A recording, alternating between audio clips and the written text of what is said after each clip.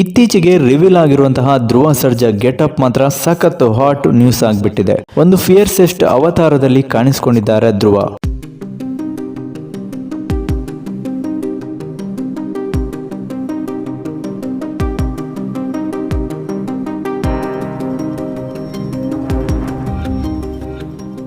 Action prince Dhruva Sarja ಅಭಿನಯದ ಹೊಸ cinema criminal.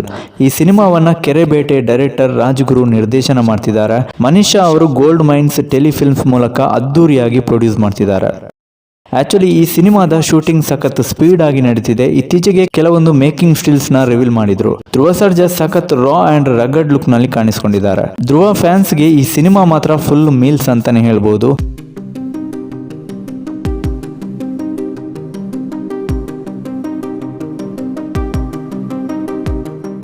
ಇನ್ನು ಧ್ರುವ ಸರ್ಜಾ ಸಿನಿಮಾದಿಂದ ಸಿನಿಮಾಗೆ ಡಿಫರೆಂಟ್ ರೋಲ್ ನ ಪ್ಲೇ ಮಾಡ್ತಾ ಬರ್ತಿದ್ದಾರೆ.